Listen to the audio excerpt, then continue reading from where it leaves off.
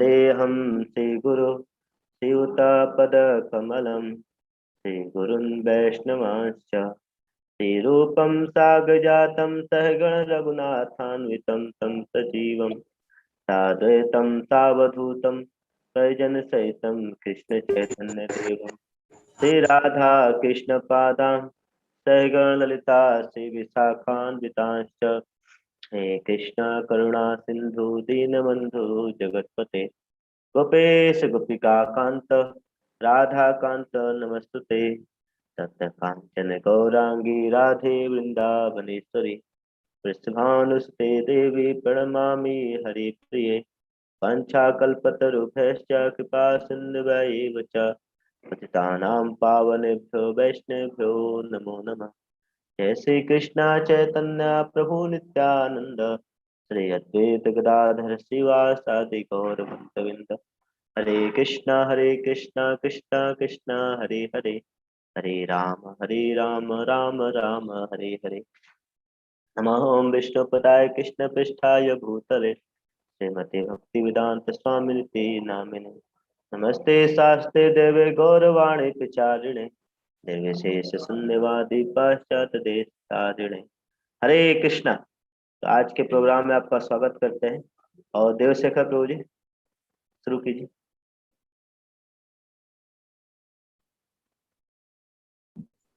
हरे कृष्णा। अंतरराष्ट्रीय कृष्ण भावनामृत संघ इस्कॉन अयोध्या आप सभी का हार्दिक स्वागत करता है। और आज जो है भगवद गीता के 18 दिन की यात्रा में हम 13वें पड़ाव पर आ चुके हैं। आज जो है हम भगवद गीता के 13वें अध्याय की विवेचना करेंगे। तो अभी तक जो है अभी तक भगवान ने अभी पिछले जो 6 अध्याय थे उसमें भगवान ने भक्ति योग के बारे में वृहद विवेचना की और हमें ये बताया कि कौन कौन से गुण उनको भाते हैं, कौन सा भक्त उनको बहुत प्रिय है, भक्ति अगर कोई व्यक्ति कर रहा है तो अंत समय में उसकी चेतना कैसी है होनी चाहिए। और फिर उन्होंने बाकी सब भक्ति के विषय में बहुत विस्तार से बताया किस तरह से एक शुद्ध भक्त को चाहिए कि पूरी तरह से वो भगवान की भक्ति में रमा रहे, मनसा वाचा कर्मणा से जो भी कुछ करता है कृष्ण को समर्पित करके करे, सारा कुछ कार्य कृष्ण की प्रसन्नता के लिए करे। ठीक है, तो इस तरह से हमने 7 से लेकर 12 अध्याय तक भक्ति योग की विवेचना की। और अब जो है आगे 13 से लेकर 18 जो है अध्याय, इसमें भगवान जो है ज्ञान योग के विषय में विवेचना करते हैं और हम देखेंगे किस तरह से ज्ञान योग का उपयोग करके व्यक्ति जो है वो भगवत प्राप्ति कर सकता है। तो भगवान इस 13वें अध्याय का शीर्षक है प्रकृति, पुरुष तथा चेतना। तो ये 3 चीजें जो है इसको अंग्रेजी में कहते हैं nature, the enjoyer and consciousness. तो हम अध्याय 12 का पुनरावलोकन करते हैं, पुनरावृत्ति कर लेते हैं।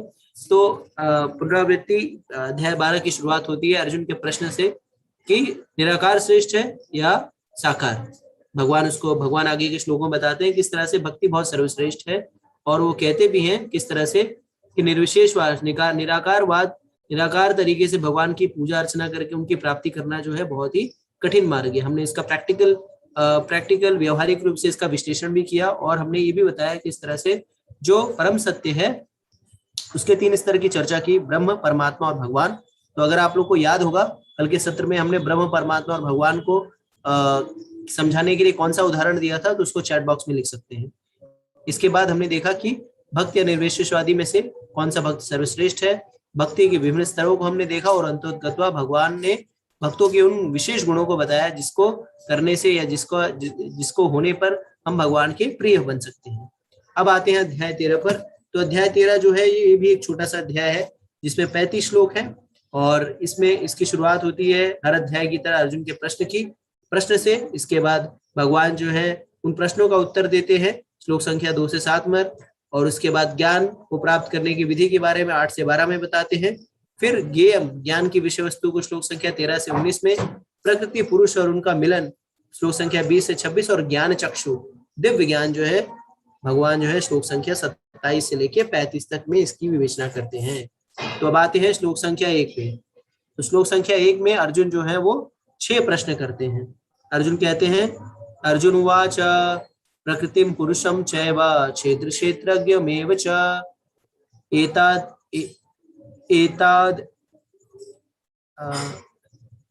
क्षेत्र एव च वेदितम इच्छामि ज्ञानम ज्ञानगेयम च केशव। तो भगवान कह रहे हैं, अर्जुन कह रहे हैं कि 6 चीज के बारे में मुझे भगवान बताइए। तो 6 चीज कौन कौन सी है? प्रकृति क्या है, हे भगवान प्रकृति क्या होती है, दूसरा पुरुष क्या है, फिर तीसरा क्षेत्र क्या है, चौथा क्षेत्रज्ञ क्या है, पांचवा ज्ञान क्या है और ज्ञेय क्या है। तो इन 6 विषयों के विषय में भगवान जो है वो अर्जुन जो है भगवान से पूछते हैं। अब जो है भगवान इसका उत्तर देते हैं श्लोक संख्या 2 से 7 में। तो श्री भगवान उवाच इदम शरीरम कौन्तेय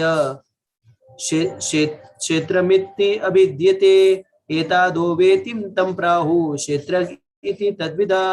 तो भगवान के श्री भगवान ने कहा, हे कुंती पुत्र, यह शरीर क्षेत्र कहलाता है और इस शरीर क्षेत्र को जानने वाला क्षेत्रज्ञ। हे भरतवंशी, तुम्हें ज्ञात होना चाहिए कि मैं भी समस्त शरीरों में ज्ञाता भी हूँ और इस शरीर तथा उसके ज्ञाता को जान लेने वाला ज्ञान कहलाता है, ऐसा मेरा मत है। तो अब यहाँ पे भगवान जो है बहुत ही प्रैक्टिकल तरीके से, व्यवहारिक तरीके से अर्जुन का प्रश्न का उत्तर दे रहे हैं।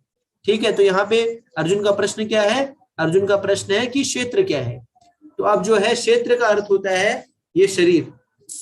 तो हमारा शरीर जो है वो क्षेत्र है, मतलब खेलने का इलाका, जैसे हम लोग कहते हैं ना इलाका, तो ये शरीर ये एक इलाका है।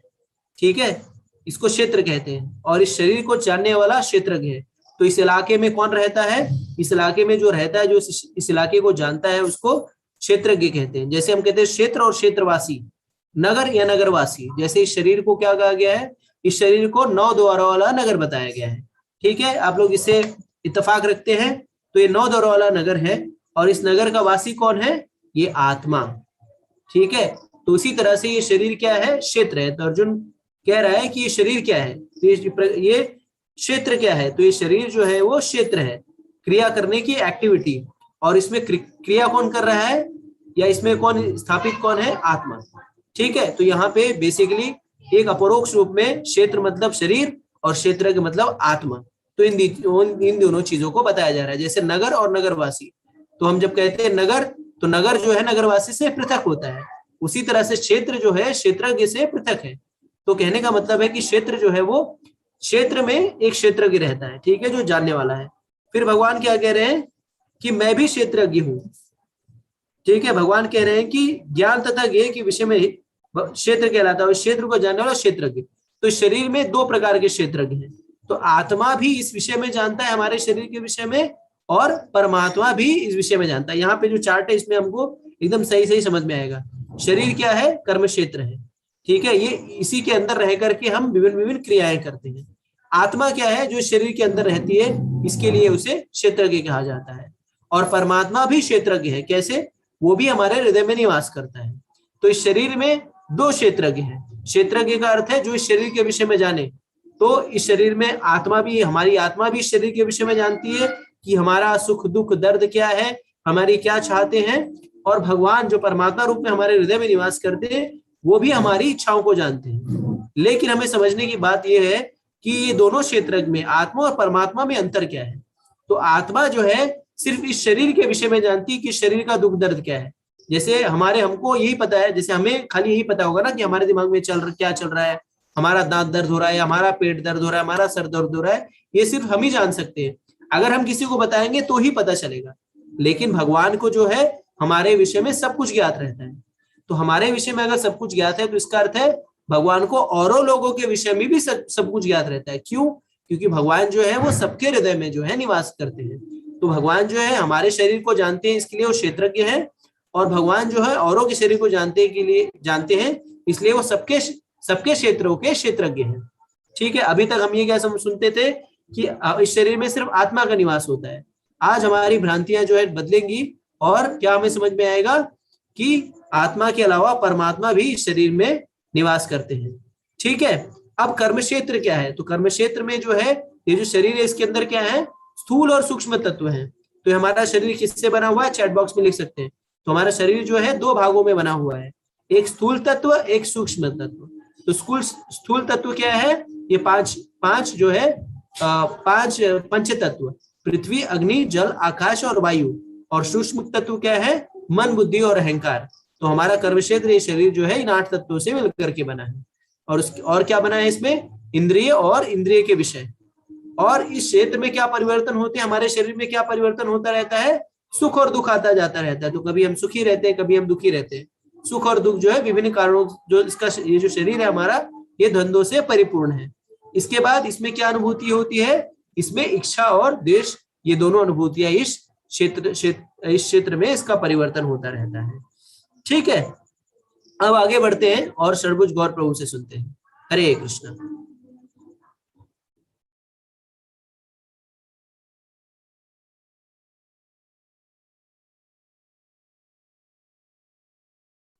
हरे कृष्णा। देवशंकर प्रभु जी ने काफी अच्छे से बताया। 8 प्रश्न है यहाँ पर। जस्ट मैं एक बार रिकैप करता हूँ। ये 8 प्रश्न क्या है यहाँ पर बताया गया है। प्रकृति, पुरुष, क्षेत्र, क्षेत्रज्ञ, ज्ञान और ज्ञेय, इसके बारे में चर्चा चल रही है। यहाँ बड़ा अच्छा बताया गया है कि देवशंकर ने बताया कि शरीर एक कर्म क्षेत्र है।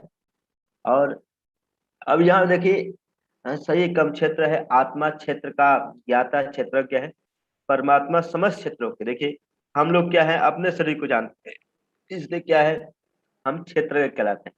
लेकिन जो परमात्मा जो है, इस हम चाहे हम मैं हूँ, चाहे आप हो, या संसार में कोई एक चींटी भी क्यों न होके, उसके बारे में जानते हैं।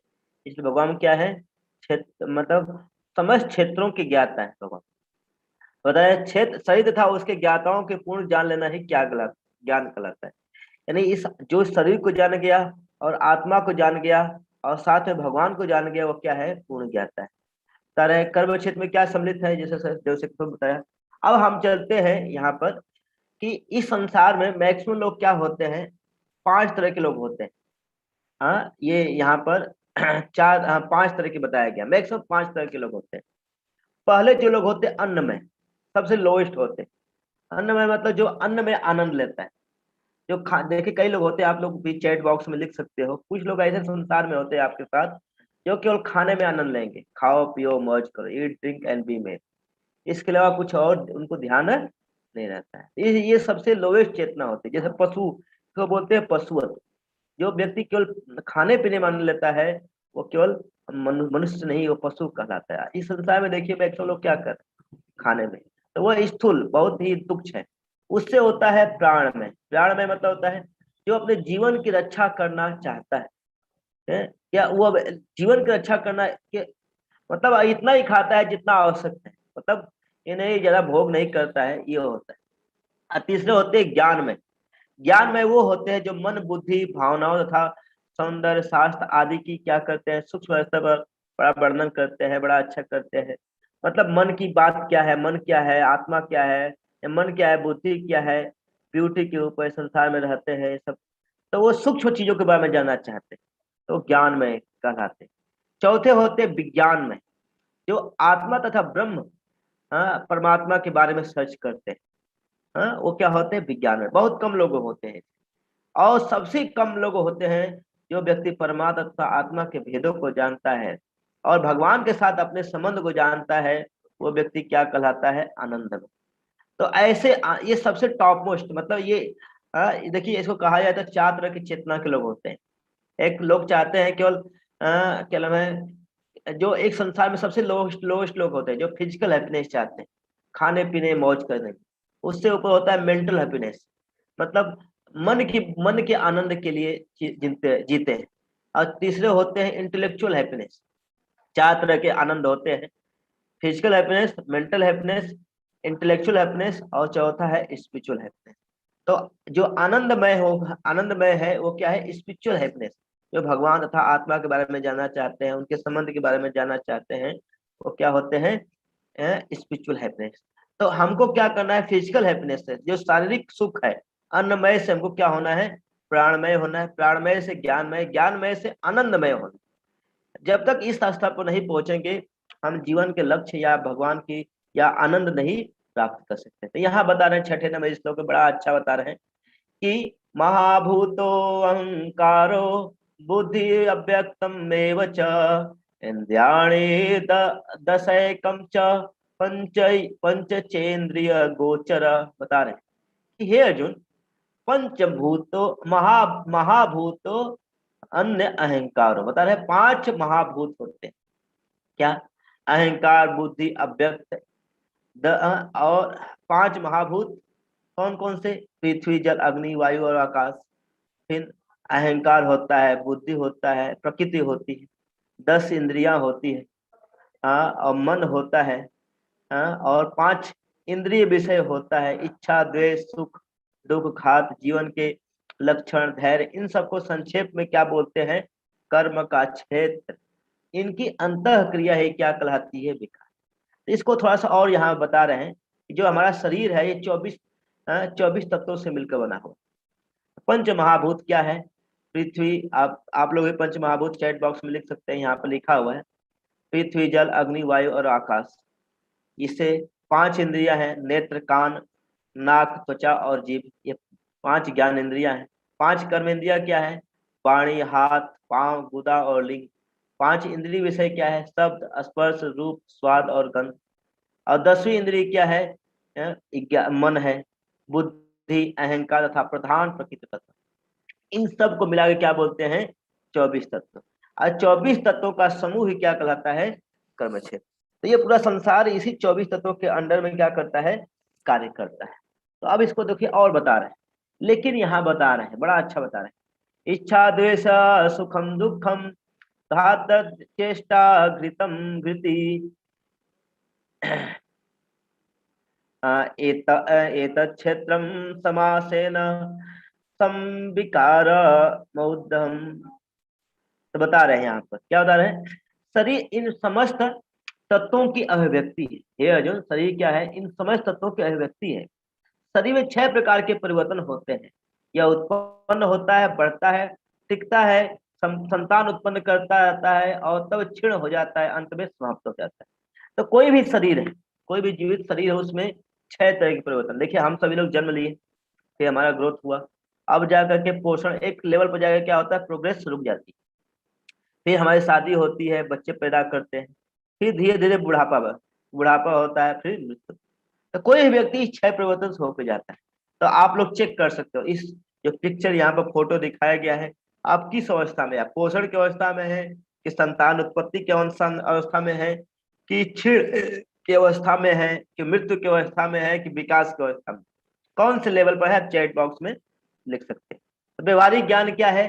जीव क्षेत्र, कर्म क्षेत्र को क्षेत्र के सापेक्ष ज्ञान पूर्वक समझकर पूर्णता को प्राप्त कर सकता है। तो जो कर्म क्षेत्र है, मतलब ये जो 24 तत्व है, अगर इसको समझ करके भगवान के साथ अपने संबंध को स्थापित करेगा तो वो असली आनंद, असली सुख को जान पाएंगे। तो अब आगे का देवसे का प्रभु बहुत अच्छा वर्णन यहाँ पर, ज्ञान क्या है, ज्ञान की विधि है, बड़ा अच्छा से वर्णन करेंगे देवसे का प्रभु। उनसे सुनते हैं। हरे कृष्ण। हरे कृष्णा। तो अब जो है बहुत अच्छा सर्विस ने बहुत अच्छी तरीके से एक्सप्लेन किया और अब हम आगे बढ़ते हैं।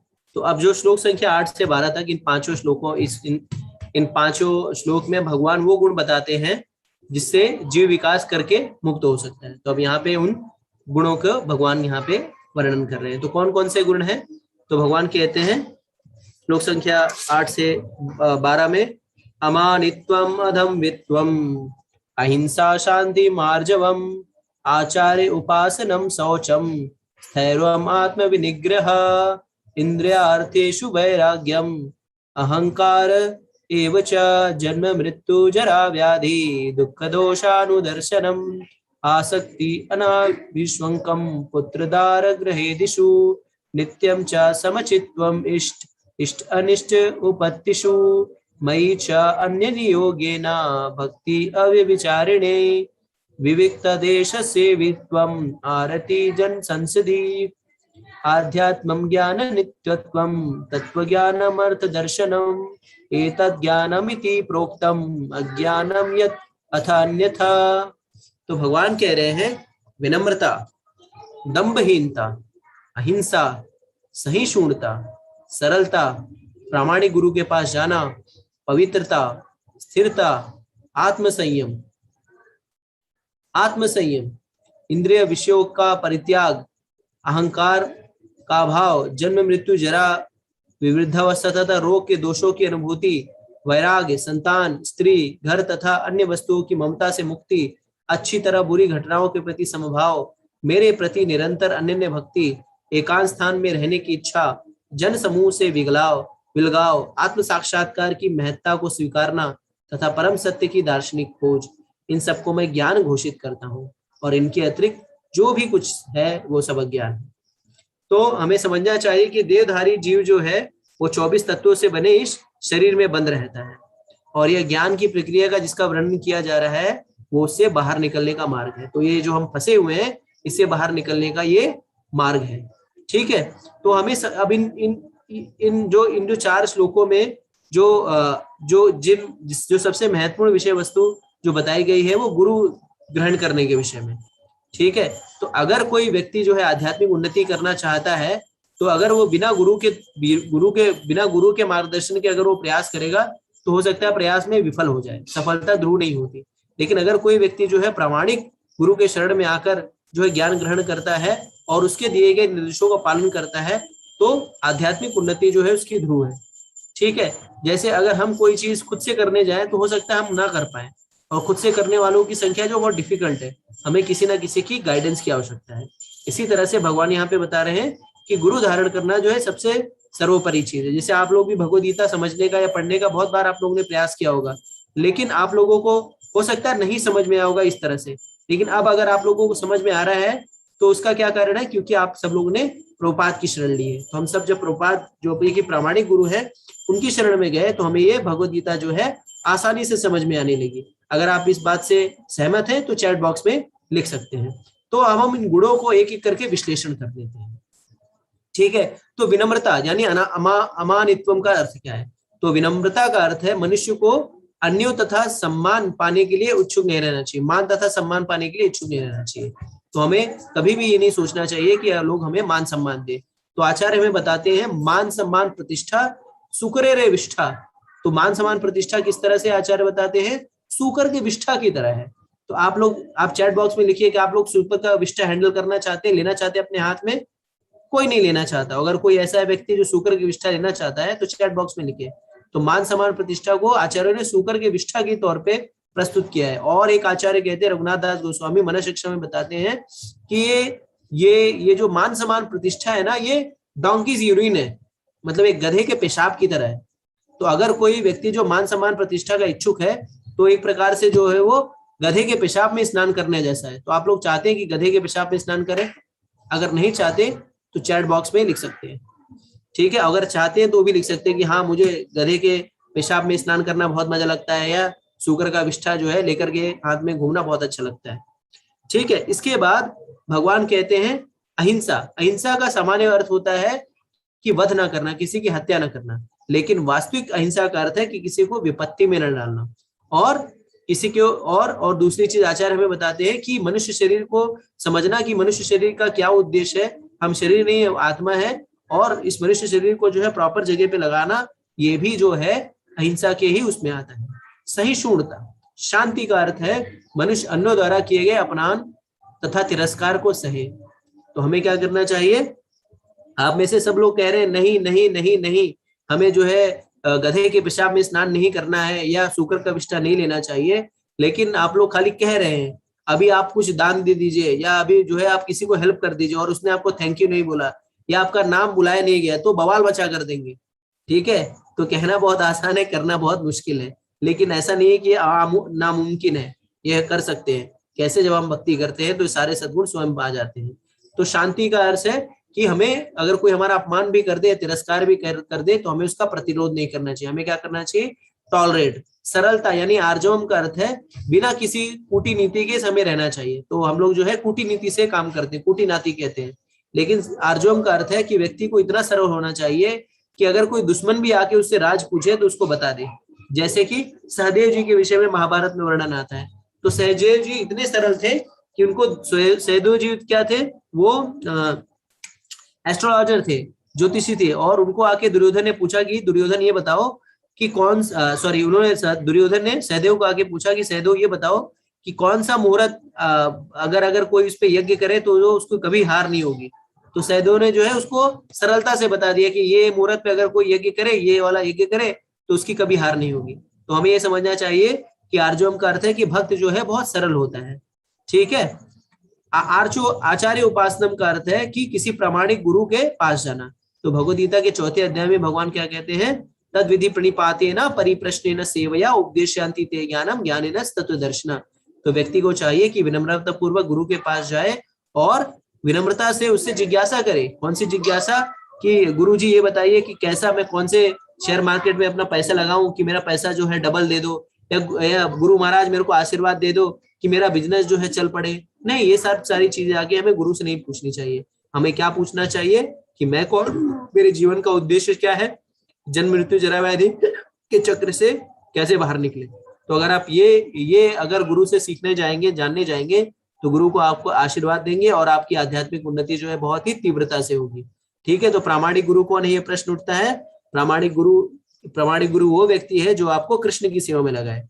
तो जो प्रामाणिक गुरु होगा कभी नहीं कहेगा कि मुझे धन दे दो, मुझे ऐशो आराम करना है। वो कभी भी आपको कहेगा कि आप जो है भगवान की सेवा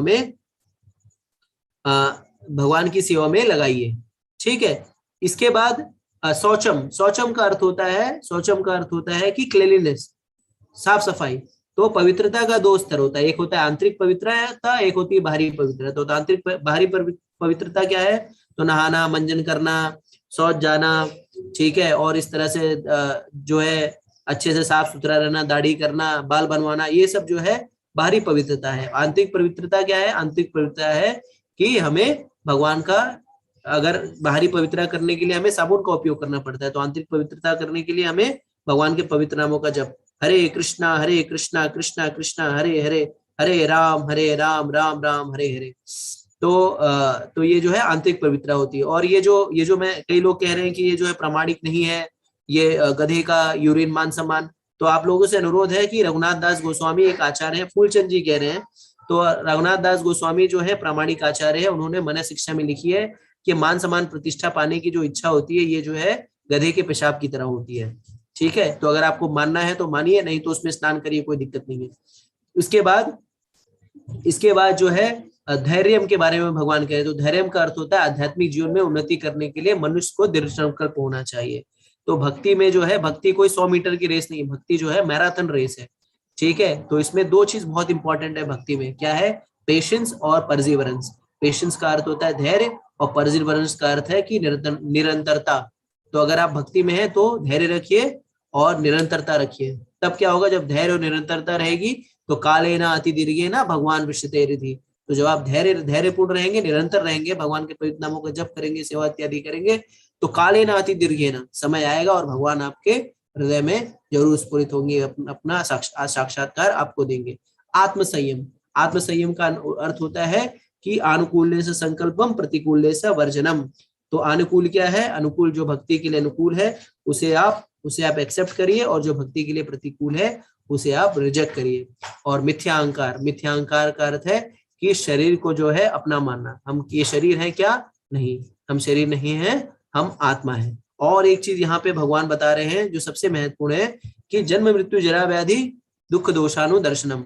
तो ये मनुष्य जीवन में जो है जन्म मृत्यु जरा व्याधि जो है वो सबसे बड़ा कष्ट है, और हर जगह जो है। और अगर आप कहेंगे तो जन्म जो है वो बहुत आनंद करने वाली चीज है, लेकिन आपको श्रीमद् भागवतम में, और कोई भी वर्तमान साइंटिस्ट भी बता सकता है किस तरह से माता के घर में जो हम रहते हैं, तो किस तरह से हम कितनी पीड़ा को सहते। माता जब खट्टा खाती है, मीठा खाती है, कुछ तीखा खाती है, तो बच्चे को काटता है। और आप सोचिए कि अगर आपको बच्चा क्या है, 9 महीने माँ के गर्भ में जो है एक पैकेट के अंदर बंद रहता है, ठीक है, जिसमें मल मूत्र सब कुछ लगा रहता है। तो आप सोचिए, आप ऐसे मल मूत्र से बने जो कंपार्टमेंट में अगर आपको भर दिया जाए, जहाँ पे मल मूत्र हो, कीड़े मकोड़े हो काट रहे हो, तो आप उसमें रहना चाहेंगे, नहीं रहना चाहेंगे। ठीक है, लेकिन जब हम माँ के गर्भ में होते हैं तो हमें ये सब चीज का भान होता है, लेकिन जैसे ही हम बाहर आते हैं वैसे ही जो है हम इसको भूल जाते हैं। ठीक है, तो जिस तरह से जन्म कष्ट है उसी तरह से मृत्यु भी कष्ट है। ऐसा कहा जाता है कि मृत्यु के समय जो है 40,000 बिच्छुओं का डंक जितना जो है दर्द होता है। और आचार्यगण हमें बताते हैं कि जब मृत्यु होती है तो हमारा कंठ जो है वो अवरुद्ध हो जाता है। अब सोचिए, अगर आपका मैं गला दबा दूं 5 मिनट के लिए, तो आपको कैसा महसूस होगा, आप जो है एकदम तड़फड़ाएंगे। तो उसी तरह से जब मृत्यु आती है तो कोई कंठ जो है पूरा गला दबाने जैसा, जो कंठ चोक हो जाता है, हवा आती जाती नहीं, और फिर जो है कितना कष्ट होता है। और तीसरी चीज जो है रोग, व्याधि, जरा यानी बुढ़ापा। तो हम सारे लोग जो है, कोई आप में से कोई है जो बुढ़ापा चाहता है? कोई बुढ़ापा नहीं चाहता, लेकिन हम हर दिन जो है बूढ़े होते जा रहे हैं। तो हमें ये बुढ़ापा भी एक दुख है। और अंतोदगत्वा व्याधि मतलब प्रॉब्लम्स। ठीक है, तो हम सारे लोग जो है 3 तरह के जो क्लेशों से परेशान है, आदि भौतिक, आदि दैविक, आध्यात्मिक। कुछ दुख जो है हमें कौन दे रहा है, कुछ दुख हमारा शरीर हमें दिख रहा है, कभी दांत पिरा रहा है, कभी जो है पेट में दर्द है, कभी ब्लड प्रेशर हाई हो गया, कभी डायबिटीज हो गया, कभी हड्डी दुख रही है, कुछ कष्ट जो है हमें मच्छर देता है, मॉस्किटो देता है, कॉकरोच देता है, या छिपकली दे रही है, या पड़ोसी दे रहे हैं, बीवी बच्चे दे रहे हैं, कुछ कष्ट ये लोग देते हैं। और अंतोगत्वा कुछ कुछ दुख हमें प्रकृति देती है, जैसे कोरोना आ गया, निमोना आ गया, सूखा पड़ गया, इस तरह से जो है ये सारे दुख जो है दुख जो है वो प्रकृति हमें देती है। तो आप सोचिए, ये मनुष्य शरीर जो मिलता है वो एक प्रकार से क्लेश और दुखों का आगार है। तो बुद्धिमान व्यक्ति क्या करेगा? बुद्धिमान व्यक्ति जो है वो इस दुखों और कष्ट से बाहर निकलने के प्रयासरत रहेगा। तो आप लोग जो है, इतना मैंने बताया आप लोगों को, भगवान ही कह रहे हैं कि ये जगत क्या है? जन्म मृत्यु जरा व्याधि दुख दोषानु दर्शनम। तो ये जन्म मृत्यु जरा व्याधि जो है वो दुख है, ये दुखालय है। तो जैसे मदिरालय में दारू मिलती है, विद्यालय में विद्या मिलती है, वैसे दुखालय में क्या मिलता है? दुख मिलता है। तो अगर आप लोग प्रयास, जैसे मैंने पहले ही बताया था कि भगवत गीता क्या है, भगवत गीता जो है मनुष्य जीवन की मैनुअल है। अब मैनुअल में ही कह दिया, और हम ये भी जानते हैं कि भगवत गीता जो है वो मनुष्य जीवन की मैनुअल, अब मैनुअल में ही कह दिया गया है कि ये जगत जो है वो दुखालय है। तो अगर आप सुख खोज रहे हैं तो आप बेवकूफ है या समझदार हैं? आप बताइए। अगर किसी टीवी के मैनुअल में लिखा रहता है कि लाल बटन दबाने से जो टीवी बंद होता है, तो आप हरा बटन जो है घंटों घंटों दबा दिए, हाथ ही चढ़ा दीजिए उसके ऊपर, हरे बटन के ऊपर, तो भी टीवी चालू नहीं होगा। उसी तरह से इस जगत में अगर आप, भगवान कह रहे हैं जगत जो है दुखालय है, तो आप कितना भी प्रयास कर लीजिए, यहाँ पे मैं लिख के दे देता हूँ कि आप जो है कभी सुखी नहीं रह सकते। ठीक है? तो बुद्धिमान व्यक्ति, अगर आपको पता चल जाए कि कोई जगह जो है वो पूरा प्रॉब्लम से भरा हुआ है, तो आप क्या वहां पे चिल मार के बैठे रहेंगे? आप वहां पे आराम से बैठे रहेंगे? अरे प्रॉब्लम है, अगर बहुत यहाँ पे परेशानी हुई, गुंडे मवाली आने वाले हैं, तो आप बैठे रहेंगे, कोई दिक्कत नहीं, आने दो गुंडों मवालियों को, हमको लूट के ले जाए? नहीं, आप कभी भी जो है आराम से नहीं बैठेंगे, आप वहां से निकलने का प्रयास करेंगे। तो आपको ये नहीं लगता कि आपको ये मनुष्य जीवन जो मिला है, जिसमें आप जो है सुखी होने का प्रयास कर रहे हैं और इतने दुख को, कष्टों को झेल रहे हैं, तो क्या निकलने का प्रयास नहीं करना चाहिए? तो अगर आप हाँ कहते हैं, तो निकलने का प्रयास क्या है? तो निकलने का प्रयास है भगवान की शरण लेना। और भगवान की शरण कैसे लेंगे? भगवान की शरण जो है आप भगवान के पवित्र नामों का जप करके ले सकते हैं। हरे कृष्णा कृष्णा कृष्णा हरे हरे, हरे राम राम राम हरे हरे। तो ये सारी चीजें जो है, ये भगवान के पवित्र नामों का जप, भगवान के शरण जो है हमें इस दुखों के सागर से बाहर निकाल सकता है। तो क्या है ना, आप लोगों को ये बात ही थोड़ी कड़वी लग रही होंगी, लेकिन सच्चाई है, ये कड़वा सत्य यही है। तो इस जगत में हमें कड़वा सुनने की आदत नहीं होगी। तो इस जगत में कहा गया है कि किस व्यक्ति के मित्र सबसे ज्यादा होंगे? तो जो जितना झूठ बोलेगा उसके उतने ज्यादा मित्र होंगे। और किस व्यक्ति के जो है कोई मित्र नहीं होगा? जो सत्य बोलेगा उसका कोई मित्र नहीं होता। तो साधु का कार्य है सत्य बताना, आपको झिंझोड़ना, आपको जगाना, आप सोए हुए हैं आपको जगा करके उठाना, ना कि आपको मीठा गोली देके और सुला देना। ठीक है? तो अगर कोई चीज बुरी लगी हो तो उसको पूरा लीजिए और उस पर मनन कीजिए। ठीक है? हरे कृष्णा। आगे का हम षडभुज गौर प्रभु से सुनते हैं। कृष्णा।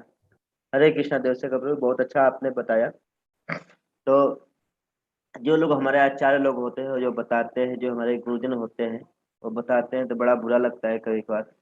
इसको बुरा नहीं मानना चाहिए और इसमें बहुत ही अमल करने की बात है, लेकिन सावधानी के साथ इसको स्वीकार करना। ये किसी को टारगेट नहीं किया जा रहा है, जस्ट कि ये सब चेतनाओं से हमको बाहर निकलना है। ये सब यहाँ पर जो 26 गुण बता रहे हैं भगवान, इसको बोलते हैं ज्ञान। तो अगर कोई ज्ञान चाहता है, देखिए इसमें कोई भौतिक ज्ञान की बात नहीं आती, physics chemistry math biology zoology जो है ये सब ज्ञान की बात नहीं की गई। ज्ञान क्या है यहाँ बताया गया। अगर कोई चाहता है, आप देखिए इस ये सब चीज कहीं स्कूल कॉलेज में पढ़ाया जाता है? अगर हाँ तो यस लिखिए, ना तो नो लिखिए। किसी स्कूल कॉलेज में ये ज्ञान नहीं बताया जाता है। तो क्या बताया जाता है? इसके अलावा भगवान बताए हैं कि इसके अलावा जितना सब कुछ है वो सब क्या है? अज्ञानता है। तो देखिए इसके, इन सब के अलावा स्कूल कॉलेज में सब कुछ पढ़ाया जाता है, तो वो सब क्या है? अज्ञानता, यानी जड़ विद्या। ये कहा गया है, जड़ विद्या माया वैभव जीव के करेगा था। तो जो जड़ विद्या है ये एक माया का वैभव है, देखने में बड़ा अच्छा लगता है, लेकिन ये क्या है? जीवात्मा को गधे के बनाए जाते हैं। हम सब लोग के इतना हार्ड वर्क कराती है जीवात्मा। ये जो जड़ विद्या है, हम अपने जो रियल आइडेंटिटी है, जो वास्तविक जो हमारी पहचान है, उसको भूल जाते हैं। अब हम आगे चलते हैं, इसके आगे बता रहे हैं जीव कर्म क्षेत्र को क्षेत्र के सामने। हाँ, ये तो हम लोग चर्चा कर ली। अब देखिए यहाँ बता रहे हैं, हाँ बता रहे हैं क्या, अब क्या है तुमको, अब मैं तुमसे गे के विषय में बताऊंगा। गे मतलब भगवान के बारे में बताऊंगा। क्या बता रहे हैं कि अब मैं तुमसे ज्ञेय के विषय में बताऊंगा, जिसे जानकर तुम नित्य ब्रह्म का आनंद कर सकते हो, आस्वादन कर सकते हो। यह ब्रह्म या आत्मा जो अनादि है और मेरे अधीन है, इस भौतिक जगत के कारण कार्य कारण से परे। तो बता रहे हैं कि भगवान मैं तुमको अब ज्ञेय वस्तु के बारे में बताऊंगा यहाँ पर। हाँ, तो बता रहे हैं आत्मा का लक्षण क्या है, बता रहे हैं कि आत्मा क्या है, अनादि है, इसकी कोई शुरुआत नहीं। जैसे परमात्मा अनादि है, वैसे आत्मा भी की अनादि है। मत परम, मत मतलब मेरे शरणागत होकर के भौतिक कार्य, जब आत्मा भगवान के शरणागत होकर कार्य करेगी, क्या होगा, इस भौतिक अज्ञानता से वो लोग क्या कर सकते हैं, बाहर निकल सकते हैं। और इसके साथ क्या होगा, जीवात्मा को सच में वास्तविक आनंद क्या होगा, प्राप्त होगा। अब बता रहे हैं यहाँ पर उनके हाथ पांव आंखें सिर मुंह उनके कान सर्वत्र है। तो यहाँ परमात्मा के बारे में वर्णन किया जा रहा है। परमात्मा मतलब भगवान के बारे में। कई लोग बोलते हैं भगवान के हाथे है, हाथ सर्वत्र है लेकिन भगवान के हाथे नहीं। तो भगवान सब जगह है लेकिन भगवान नहीं है, ऐसा कैसे हो सकता। भगवान के हाथे सर्व हर जगह है हाथ, भगवान की आंखें सब कुछ देखती हैं, लेकिन उसके बावजूद भगवान की आंखें होती है, नहीं कि भगवान निराकार हो गए। भगवान, कई लोग होते हैं भगवान की आंखें सब जगह है, भगवान की हाथ सब जगह फैला हुआ है। भगवान का हाथ भी होगा भैया, देख सकते हो। तो कौन सा रूप है भगवान का, आप लोग चैट बॉक्स में लिख सकते हैं। कल हम लोग इस पर चर्चा किया था, परसों परसों चर्चा किया था। भगवान को, भगवान अनंत भी है और साथ में द्विभुज रूप भी है जो कृष्ण के रूप में है। यहाँ पर भगवान के निराकार रूप का वर्णन किया जा रहा है कि उनके उनके हाथ पांव आंखें सिर मुंह उनके कान सर्वत्र फैले हुए, तो विश्व रूप का।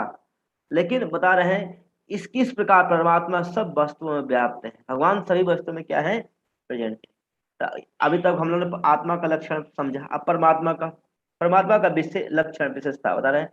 वह क्या है, सर्वशक्तिमान है, सर्वव्यापक है। और क्या है सर्वशक्तिमान, मतलब वह हमारी सेवा स्वीकार करने के तैयार रहते हैं। जो भी हम सेवा करेंगे भगवान को प्रेम प्रसन्न करने की इच्छा से।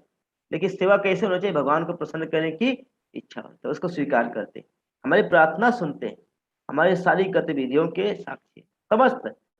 क्योंकि हर जगह भगवान है, तो हमारे जो भी हम सेवा करेंगे स्वीकार करेंगे, हमारी प्रार्थना सुनते हैं। सर्वव्यापक मतलब सूर्य का उदाहरण, भगवान क्या है, जैसे सूर्य है चारों ओर, एक सूर्य अपनी रोशनी के द्वारा चारों ओर फैला हुआ है, लेकिन सूर्य का एक लोक भी है, सूर्य का एक रूप भी है। उसी तरह भगवान अपनी शक्ति के द्वारा चारों ओर फैले हुए हैं, लेकिन तभी भगवान का एक रूप है, एक लोक भी है। यहाँ पर इसको वर्णन किया जा रहा है, बता रहे हैं परम सत्य जड़ तथा जंगम समस्त जीवों के बाहर तथा भीतर स्थित है। तो भगवान क्या है, वह अंतर बहिर अवस्थित है। बता रहे हैं बहिरंतश्च भूतानाम अचरम चरम मेव च सूक्ष्मतत्त्वं विज्ञेयं दूरस्थ चान्ति के तत। बता रहे हैं परम सत्य यानी भगवान क्या है, जड़ और जंगम, मतलब जो जड़ पदार्थ है जो जंगली है सबके अंदर भी है बाहर भी है। सूक्ष्म होने के कारण वे भौतिक इंद्रियों द्वारा देख नहीं सकते। भगवान इतने सूक्ष्म हैं इस भौतिक आंखों से देख नहीं सकते, यद्यपि वे अत्यंत दूर रहते हैं लेकिन सबके साथ में रहते हैं। ये भगवान के निराकार या भगवान के इस रूप का वर्णन किया जा रहा है। इस रूप में भी भगवान को जान सकते हैं, लेकिन ये बड़ा ही कठिन मार्ग है। भगवान दूर भी है साथ में निकट, जैसे सूर्य दूर इतना लेकिन अपने प्रकाश के द्वारा यहाँ पर बैठे साथ में। बता रहे हैं परमात्मा के गुण, वो दिव्य है, इंद्रियों के महसूस करने की सीमा से बाहर है और अविभाजित है। इति क्षेत्रम च ज्ञानम, इति क्षेत्रम तथा ज्ञानम ज्ञेयम चोक्तम समासतम मद मद भक्त एतद्विज्ञा मया मध्यायोपपद्यते। बता रहे हैं मैं इस प्रकार मैंने कर्म क्षेत्र शरीर ज्ञान तथा ज्ञेय का संक्षेप में वर्णन किया। इसे केवल मेरे भक्त ही पूरे समझ सकते हैं और इस तरह से मेरे स्वभाव को प्राप्त हो सकते हैं। तो बता रहे हैं कर्म क्षेत्र ज्ञान और ज्ञेय, इसको समझना है तो भक्तों के पास जाना पड़ेगा। भक्त कौन है, जो हमेशा भगवान की सेवा में हरे कृष्ण महामंत्र का जप करते हैं। हरे कृष्ण कृष्ण कृष्ण हरे हरे, हरे राम राम राम हरे हरे। इसका जो जप करते हैं वो क्या कहलाते हैं, भगवान के भक्त कहलाते हैं। बता रहे हैं जो जब तक हम भगवान के भक्तों के पास नहीं जाएंगे तो कर्म क्षेत्र क्या है, ज्ञान क्या है, ज्ञेय क्या है, इसके बारे में पूरा वास्तविक ज्ञान हमको प्राप्त नहीं हो सकता। इसलिए घबराना नहीं चाहिए। अब घबराना भी चाहिए क्यों, घबराना नहीं चाहिए कि नहीं मिल रहा है तो कोई बात नहीं, घबराना इसलिए चाहिए कि अरे मिल गए तो ही नहीं मिल समझ पा रहे हैं, इसलिए बता रहे हैं। जबकि बताए जबकि भगवान ज्ञान विधि से श्रेष्ठ है, क्षेत्र है, क्षेत्रज्ञ सभी कठिन कठिन व्याख्या सरल तरीके से करता है, भक्त केवल भगवान भक्ति के बाद समझ सकते हैं। सीधी सी बात, आप भक्ति कीजिए, भक्ति कीजिए, भगवान की सेवा कीजिए, जो भगवान भगवत गीता का अध्ययन करे, इसको अच्छे से समझिए, जानिए, आपको सब कुछ पता हो जाएगा, सब कुछ हो जाएगा। आगे की व्याख्या देव से करो करें। हरे कृष्णा। तो श्लोक संख्या 20 से लेके श्लोक संख्या 26 तक भगवान जो है प्रकृति पुरुष और उनके मिलन के बीच में बता रहे हैं। ठीक है, तो आप बता रहे हैं श्लोक संख्या 20 से 26 में कि किस तरह से जीवात्मा जो कि क्षेत्रज्ञ है वो माया के संसर्ग में कैसे आता है। ठीक है, तो ये जानना बहुत ही जरूरी है कि हम लोग कैसे माया के संसर्ग में आए हैं। तो आगे बढ़ते हुए हम पढ़ते हैं श्लोक संख्या 20 में भगवान कह रहे हैं प्रकृतिम पुरुषम चैव विद्यनादि उभवपि विकारंच गुणांच एव वृद्धि प्रकृति संभवान। प्रकृति तथा जीवों को अनादि समझना चाहिए, उनके विकार तथा गुण प्रकृति जन्य है। तो हमें ये समझना चाहिए प्रकृति तथा जीव दोनों नित्य है। भगवद गीता में कृष्ण कहते हैं माम वैश्य जीवलोके जीव भूत सनातना मना इंद्रियाणी प्रकृतिष्ठानी कर्षति, मना इंद्रियाणी शस्त्राणी प्रकृतिष्ठानी कर्षति। तो जीवात्मा और प्रकृति दोनों ही नित्य है, शाश्वत संगी है।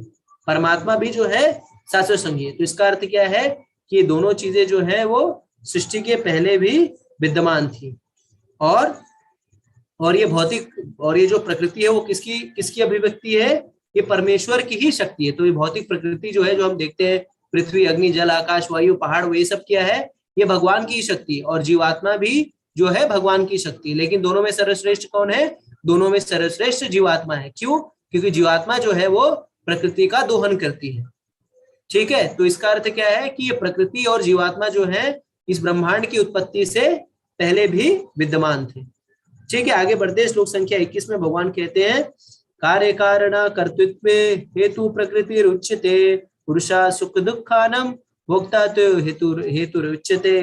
प्रकृति समस्त भौतिक कारणों तथा कार्यों की हेतु कही जाती है और जीव इस संसार में विविध सुख दुख को भोग का कारण सहा जाता है। तो जीव में शरीर तथा इंद्रियों की विभिन्न अभिव्यक्तियां प्रकृति के कारण है। कुल मिलाकर कितनी योनियां हैं? कुल मिलाकर 84 लाख योनियां हैं, और ये 84 लाख योनियां जो है प्रकृति में अलग अलग कर्मों के हिसाब से मिल जाती है। ठीक है, तो हमें समझना चाहिए कि सारी योनियों में जो है सारा सुख जो है रहता है वहां पे। आहार निद्रा भय मैथुन ये सब जो है इसकी व्यवस्था जो है हर इंद्रियों में होती है, और प्रकृति के संसर्ग में आकर जैसा आदमी कर्म करता है उस हिसाब से वो है सुख और दुख पाता रहता है। ठीक है, और ये सुख और दुख की अनुभूति हमें किसके कारण है? ये सुख और दुख की अनुभूति हमें इंद्रियों के कारण है। जैसे भगवद गीता में कृष्ण कहते हैं मत स्पर्शस्तु कौन्तेय शीतोष्णा सुख दुखदा अग्मापियानो अनित्यस तम तितिक्ष्वा भारता। तो ये सुख और दुख क्या है? ये सर्दी और गर्मी की तरह है, और एक बुद्धिमान व्यक्ति को क्या करना चाहिए? इसको टॉलरेट करता है। और अगर हम अपने कार्यकलापों को देखें तो पूरा दिन हम क्या करते हैं? अपनी इंद्रियों को तुष्टि करने के लिए ही कार्य करते रहते हैं, और जैसा कार्य और कर्म करते हैं उसी हिसाब से जो है हम अच्छा और बुरा कर्म करने के कारण सुख और दुख की अनुभूति होते हैं। और फिर उस सुख और दुख के कारण जैसी हमारी प्रकृति होती है, जैसी हमारी चेतना होती है, भौतिक प्रकृति क्या करती है? जीव को उस हिसाब से उसको अगला शरीर प्रदान कर देती है। जैसे किसी को जो है बहुत खाने की इच्छा होती है, हर जगह वो खाना ढूंढता रहता है, तो ऐसे व्यक्ति को जो है प्रकृति क्या करती है? शुक्र का शरीर देती है। जैसे कोई जो है बहुत सोने की जिसकी चेतना है, उसको हरदम सोना ही चाहिए, वो घर में पड़ा हो सोना वाला सोना नहीं, सोने वाला सोना, तो सोने की उसको हरदम सोना चाहिए, सोते रहना चाहिए। ऐसे व्यक्ति को क्या? भालू का शरीर प्राप्त होता है। कई लोग जो है वो नग्न रहना चाहते हैं, दिन रात कम कपड़े पहनते हैं, ऐसे लोगों को क्या शरीर मिलता है? ऐसे लोगों को पेड़ का शरीर देती है प्रकृति। अब पेड़ का शरीर क्यों देती है आप पूछ सकते हैं। तो कभी आपने देखा है कोई पेड़ को आदमी छाया दे रहा है, या किसी पेड़ को जो है पैंट शर्ट पहनाया जा रहा है, और ठंडी आ गई कंबल दो, पेड़ को ठंडी लग रही होगी। आप लोगों ने देखा जानवर को तो भी लोग कंबल पहना देते, गाय को, भैंस को, ये सबको, कुत्ते को, लेकिन पेड़ को कोई नहीं पहनाता। तो अगर कोई जो है बहुत नग्न रहने का जिसको बहुत चाव है, उसको प्रकृति क्या है? पेड़ का शरीर प्राप्त दे देती है। ठीक है, इसके बाद श्लोक संख्या 23 में भगवान कह रहे हैं पुरुषं प्रकृति स्थितो ही भुंक्ते प्रतिजांगुणा कारणम गुण संगस्य सदसदयोनिषु जन्मसु। तो भगवान कह रहे हैं कि इस प्रकार जीव प्रकृति के तीनों गुणों का भोग करता हुआ प्रकृति में ही जीवन बिताता है। यह उस प्रकृति के साथ उसकी संगति के कारण है। इस तरह उसे उत्तम तथा अधम योनियां मिलती रहती है। तो जैसे जैसे हमारा जो चेतना होगा, जैसे हम प्रकृति के तीनों गुणों का संसर्ग करेंगे, उस हिसाब से हम जो है शरीर शरीर बदलते रहते हैं। तो कई लोग पूछते हैं शरीर कौन सा शरीर मिलेगा, ये किस किस आधार पर डिसाइड होगा? तो वो उस आधार पर डिसाइड होगा कि हम हमारा प्रकृति के संसर्ग में हमारा गुण कैसा है। सत्व गुण में रहेंगे तो ऊर्ध्व गच्छन्ति, ऊपर के लोगों को जाएंगे, ब्रह्मा तक का शरीर प्राप्त होगा। और रजोगुण में रहेंगे तो इस भौतिक जगत में ही रहेंगे। और तमोगुण में कार्य करेंगे, वशीभूत रहेंगे तो हम नीचे की योनि में हो जाएंगे, पशु पक्षी कीट पतंगे ये सब बनेंगे। श्लोक संख्या 23 में भगवान कह रहे हैं कि तो भी इस शरीर में एक अन्य दिव्य भोक्ता है जो ईश्वर है, परम स्वामी है और साक्षी तथा अनुमति देने वाले के रूप में विद्यमान है, और जो परमात्मा कहलाता है। और इस शरीर में कौन? भगवान अपनी उपस्थिति के बारे में बता रहे हैं। तो भगवान कैसे कैसे यहाँ पे उपस्थिति है? भगवान यहाँ पे उपस्थित है अनुमति देने वाले के रूप में, उपद्रष्टा अनुमंता। तो भगवान क्या करते हैं? जो भी जीव जो इच्छा करता है, भगवान उसको क्या करते हैं? ओके ओके ओके ओके करते रहते हैं। ठीक है। इसके बाद श्लोक संख्या 24 में भगवान कहते हैं एवं वेति पुरुषम प्रकृति च गुणे सह सर्वथा वर्तमानोपि न स भूयो भिजायते।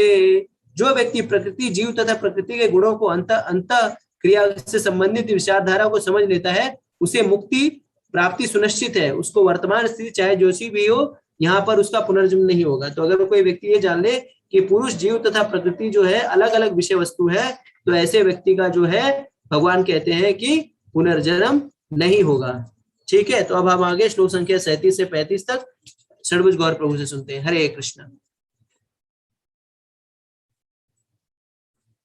कृष्ण तो बहुत अच्छा बता रहे हैं यहाँ पर। अब देखिए कई चीज यहाँ पर आप लोग को उतनी समझ में आएगी नहीं, क्योंकि ये ज्ञान है। ज्ञान कभी कभार हम लोग के सिर से परे जा सकता है, इसलिए घबराना नहीं है। ये एक दो चैप्टर थोड़ा सा कठिन है, लेकिन इसको हम लोग और भी आगे कोर्स करेंगे, उसमें और इसको एलोबरेट करेंगे।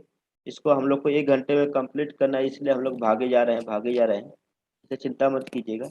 अब जितना समझ सकते हो उतना समझने के बस सुनने का प्रयास कीजिए, धीरे धीरे भगवान की कृपा करेंगे समझ जाएंगे। तो बता रहे हैं हे भरतवंशियों में श्रेष्ठ, ये जान लो कि चर तथा अचर जो कुछ तुम्हें अस्तित्व में दिख रहा है वह कर्म क्षेत्र था क्षेत्र के ज्ञाता का संयोग मात्र है। चर तथा अचर कोई भी चीज, मूविंग या नॉन मूविंग, जो कुछ भी दिख रहा है और सब क्या है? कर्म क्षेत्र। हाँ, कर्म क्षेत्र तथा क्षेत्र के ज्ञाता का संयोग मात्र है। तो ये इसको देखते हैं, हम लोग को समझते हैं। बता रहे हैं कि इस संसार में जो कुछ भी दिख रहा है वह सब क्या है? प्रकृति और इन सब से पड़े। अब देखिए इसको और आगे यहाँ पर इलोबरेट करेंगे। बता रहे हैं 3 प्रकार के कर्ता है। वास्तविक में कर्ता कौन है? जीव या भगवान। कौन है? कई लोग बोलते हैं कि सब कुछ प्रकृति कर रही है, सब कुछ हम कर रहे हैं। बता रहे हैं देहधारी जीव स्वयं को पूर्ण रूप से कर्ता मानता है, यह अपूर्ण सत्य है। तो कई लोग बोलते हैं कि मैं कर रहा हूँ या भगवान कर रहे हैं। कौन कर रहा है? कौन करता है? पाप करो तो मैं, अच्छा करो तो भगवान? नहीं, ऐसा नहीं। बता रहे जीव बता रहे देहधारी जीव स्व को पूर्ण रूप से कर्ता मानता है, यह अज्ञानता है। सोचे कि हम ही केवल करता है, ये हमारी क्या है? अज्ञानता है। जबकि वह तो अपनी गतिविधियों का साक्षी मात्र है। तो हम जो कुछ भी है वो सब कुछ क्या है? हम लोग, भगवान हमारी गतिविधियों को नोट कर रहे हैं। हाँ, क्या है? और कहते हैं क्या भगवान पूर्ण रूप से जीवों के साथ होने के साथ साथ गतिविधियों के जिम्मेदार है? नहीं, भगवान पूर्ण रूप है। हम लोग को भगवान सब कुछ स्वतंत्रता दी। भगवान सब कुछ हम लोग को, जैसे आपके सामने इंटरनेट ला के दे दीजिए, जैसे आप लोग इंटरनेट का यूज करके भगवत धाम जाने के रास्ता अपना रहे हैं, और कई लोग इसी इंटरनेट का यूज करके गलत काम कर रहे हैं, चोरी कर रहे हैं, हत्या कर रहे हैं, कई तरह गलत मूवी देखते हैं, कई लोग को उड़ाते हैं, कई लोग क्या नाम है स्मगलिंग करते हैं। तो गलत है। तो भगवान ने उसी तरह से हम लोग को सब कुछ शक्ति दे दी। अब शक्ति को कैसे यूज करना है ये हमारे ऊपर है। जैसे किसी व्यक्ति को AK-47 दे दीजिए, AK-47 अगर व्यक्ति उसका चाहे तो अपने फायदे के लिए यूज कर सकता है, अपने प्रोटेक्शन के लिए। कई लोग क्या करें, उसको डरा धमका करके किसी से पैसे उछल लेंगे, तो एक दिन गवर्नमेंट के द्वारा पकड़ा जाएगा तो उसको भी जेल हो जाएगी। उसी तरह भगवान ने हमको सब कुछ स्वतंत्रता दी है। इसका मतलब ये नहीं कि हम जो चाहे वो कर लें। बता रहे हैं मनुष्य प्रयास करता है, भगवान संस्तुति करते हैं, फिर भगवान कहे जिम्मेदार। जो भी कुछ है हम लोग अपना क्या करते हैं, अपना एंडेवर करते हैं, जो अपने तरफ से प्रयास करते हैं। अब भगवान हमारे एंडेवर के अनुसार हमको क्या करते हैं, सैंक्शन करते हैं। यस, ये आप चाहते हो ये करना, तो इसके लिए कार्य करो और आपको सैंक्शन करें। बता रहे हैं, यहाँ बता रहे हैं क्या है, आत्मा इच्छते, बता रहे हैं आत्मा क्या है, स्वतंत्र इच्छा से चाह उत्पन्न करती है। और परमात्मा क्या करते हैं, सन पता है मंजूरी, मतलब कर्म क्षेत्र और इच्छाओं के अनुरूप भगवान क्या करते हैं, हमको कर्म क्षेत्र देते हैं और हमारे इच्छाओं के अनुरूप हमको कार्य करवाते हैं। हमने इच्छा की, भगवान ने ऐसा ऐसा हमको कर्म क्षेत्र यानी शरीर दिए, एक विशेष प्रकार का शरीर दिए, और हमारी इच्छाओं के अनुसार क्या करते हैं, भगवान हमको कार्य करवाते हैं और इच्छाओं के अनुरूप किए गए अनुरूप क्रियाएं करवाते हैं भगवान। प्रकृति कैसे करवाते हैं, प्रकृति के द्वारा। तो इच्छा कौन किया, हमने। और कर कर्म करने के लिए जैसी जैसे इच्छा, जैसे आपको बहुत खाने की इच्छा है, तो इच्छा हमने किया, तो भगवान क्या करेंगे, आपको हाथी बना देंगे। तो हाथी के रूप में ऐसा क्षेत्र दे देंगे और ऐसा ही अनुभूति करेंगे। और प्रकृति क्या करेगी, आपको ऐसे कार्य करवाएगी, खाते रहो खाते रहो। तो बता रहे हैं यहाँ पर संबंध क्या है, बता रहे हैं भगवान के साथ हमारे भगवान भगवान ने हमारे साथ कुछ बुरा नहीं किया, फिर किसने किया, बता रहे हैं यहाँ, बता रहे हैं क्या है संबंध। ईश्वर बता रहे, जीव ईश्वर और प्रकृति। तो जीव क्या है, बता रहे जीव जैसे हम सभी लोग हैं। जीव क्या करता है, इच्छा करता है, और भगवान उसको इच्छा के अनुरूप उसको क्या करते हैं, शरीर प्रोवाइड करते हैं। और शरीर प्रोवाइड करके प्रकृति वैसा उसको कार्य करवाती है। तो क्रिया का अंजाम कौन देती है, प्रकृति। प्रकृति क्या है, जैसा जीवात्मा और भगवान जैसा सैंक्शन, जीवात्मा जैसे चाहेगी और भगवान जैसा उसको सैंक्शन करेंगे, तो प्रकृति उसको काम है प्रोवाइड कर। जैसे आपने नौकरी का फॉर्म भरा, गवर्नमेंट ने क्या लगे आपको एग्जाम लेगी, कैसे, परीक्षा के द्वारा। और एग्जाम लेने के बाद आप क्या होगे, गवर्नमेंट उसका परीक्षा लेंगे, उसको सिलेक्ट करेंगे, सब कुछ करेंगे, है ना। उसी तरह जीव इच्छा करता है, भगवान उसको ऐसा शरीर देते हैं, और शरीर दे करके भगवान क्या करेंगे, उसको चेक करेंगे, हाँ, और उसको काम करवाएंगे वैसा देकर। बता रहे जीव इच्छा, इसलिए इच्छा को शुद्ध करना है। हम लोग को अपनी इच्छाओं को क्या करना है, शुद्ध। अगर इच्छा हमारी भगवत धाम की हो जाएगी, भगवान क्या करेंगे, हमको भक्तों जैसा शरीर देंगे। अब भक्तों के शरीर में रहेगा कि हमको प्रकृति सतोगुण, जैसे आप लोग इस समय भगवान के पास जाने की इच्छा की, तो भगवान ने आपको क्या किया, इंटरनेट के माध्यम से आप सभी लोग को, हमको आपसे, हम आप लोग से मिल गए, और हम लोग क्या करें, मिल करके भगवान के पास जाने की इच्छा करें, भगवान और खुश हो जाएंगे, प्रकृति हेल्प कर दे। प्रकृति क्या काम है, जो भगवान का आज्ञा देते भगवान प्रकृति करती है। और जैसे भगवान की आज्ञा से और जीव की इच्छा के, लेकिन जीव की इच्छा के अनुरूप क्यों नहीं कार्य करती है, भगवान की इच्छा के अनुसार प्रकृति क्या करती है, जीवात्माओं को फैसिलिटी देती है। प्रकृति का काम केवल है फैसिलिटेट करना, जैसा भगवान ने सैंक्शन करती है वैसा फैसिलिटेट करना। जीव अस्थायी रूप से खुश हो सकता है, परंतु संतुष्ट नहीं होता है, वह थोड़ा और कुछ चाह करने और कुछ चाह करने लगता है। तो यहाँ बता रहे हैं बड़ा अच्छा, हाँ देखिए बता रहे हैं हाँ, यहाँ पर 29 नंबर श्लोक बता रहे हैं कि जो व्यक्ति परमात्मा को सर्वत्र तथा प्रत्येक जीव के अंदर देखता है, वो अपने मन के द्वारा अपने आप को भ्रष्ट नहीं करता है, इस प्रकार वह दिव्य गंतव्य को प्राप्त करता है। तो जो व्यक्ति हमेशा हर जगह, जो भगवान जो असली ज्ञानी होता है, हाँ, जो भगवान के भक्त होते हैं, वो हर जगह भगवान को देखते हैं। तो इस संसार के प्रकृति में फंसते नहीं। सामान्य ज्ञान, सामान्य जन ये कैसे बैठते हैं, क्या श्रेष्ठता है, इसके बारे में यहाँ बता रहे हैं। क्या है, शाश्वत दृष्टि लोग यह देख सकते हैं कि अविनाशी आत्मा दिव्य, शाश्वत तथा गुणों से अतीत है। ये अर्जुन, भौतिक शरीर के साथ संपर्क होते हुए भी आत्मा न तो कुछ करता है न देता। तो आत्मा का इस शरीर से कुछ लेना देना नहीं, लेकिन आत्मा जब अपने शरीर को ही सब कुछ मान लेती है, तो उसको कष्ट होता है। उसको क्या होता है, कष्ट होता है। इसको यहाँ बता रहे हैं, क्या बता रहे हैं यहाँ पर, भक्ति योग सर्वोच्च, भक्ति योग सर्वोच्च है। जो कर्म योग है वह इंद्रियों तक होता है, जो ज्ञान योग है वह मन को क्या करता है, आपको मन को थोड़ा शुद्ध करता है। ध्यान योग क्या करता है, बुद्धि को लगाता है। और भक्ति योग क्या है, आत्मा को लगाता है। कर्म योग मतलब अपने इंद्रियों को न चाहते हुए करना है। ज्ञान योग मतलब मन को लगाना है। बुद्धि योग मतलब, ध्यान योग मतलब बुद्धि योग, बुद्धि योग मतलब अपने बुद्धि को भगवान के ध्यान में, चिंतन में लगाना। और आत्मा मतलब भक्ति योग मतलब आत्मा। तो हमको क्या करना चाहते हैं, हम कर्म योग का चाहते हैं, ज्ञान योग चाहते हैं, बुद्धि योग या भक्ति योग? ये आप लोग चैट बॉक्स में लिख सकते हैं। तो बता रहे हैं, बंधन मुक्त जीव, प्रक्रिया प्रक्रिया मुक्त जीव सभी को प्रिय। तो बता रहे हैं यहाँ, बंधन मुक्त जीव हो जाएगा, प्रक्रिया से मुक्त हो जाएगा, सभी को प्रिय यानी भगवान के सापेक्ष हो जाएगा, शांति प्राप्त करेगा और कमल के समान इस संसार में रहते हुए भी संसार से मुक्त रहेगा। तो इसके आगे का हमारे देव से का प्रोग्रेस सुनते हैं। हरे कृष्णा।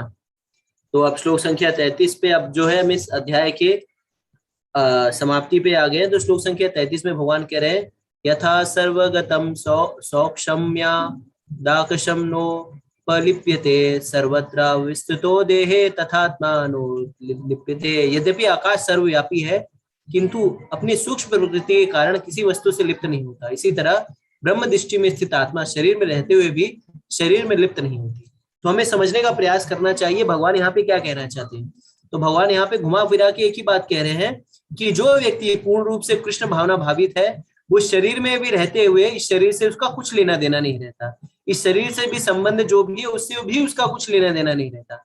तो कहने का तात्पर्य यह है, वो क्या करता है, कृष्ण भावना भावित व्यक्ति भी कर्म करता है, वो भी जॉब पे जाता है, वो भी खाना खाता है, वो भी बच्चों का प्रतिपाल करता है, वो भी अपनी फैमिली रखता है, वो भी टीचर है, वो भी प्रोफेसर है, वो भी क्रिकेटर है, वो सब कुछ है। लेकिन सब कुछ होते हुए भी वो शरीर से उपजे संबंधों से उसको कोई चिंता नहीं होती। क्यों चिंता नहीं होती? क्योंकि वो जानता है कि वो शरीर नहीं आत्मा है, क्योंकि वो जानता है कि वो इस जगत का मालिक नहीं है बल्कि वो दास है। और वो जानता है वो किसका दास है, वो भगवान का दास है। वो जो भी कुछ करता है वो अपने लिए नहीं करता, वो इसलिए नहीं करता कि उसे आनंद मिले, वो जो भी कुछ करता है वो भगवान की प्रसन्नता के लिए मिले, भगवान को आनंद मिले, इसके लिए। तो आप लोग भगवान के प्रिय बनना चाहते हैं? अगर हाँ तो चैट बॉक्स में लिखिए। अब अगर आप इसी तरह से रहना चाहते हैं कि शरीर में रहकर भी शरीर के ना हुए तो उसके लिए क्या है, तो उसके लिए आपको कुछ नहीं करना है, आपको बस भगवान की शरणागति लेनी है। तो शरणागति आप कैसे लेंगे? उनके पवित्र नामों का जप करके, हरे कृष्णा कृष्णा कृष्णा हरे हरे, हरे राम राम राम हरे हरे।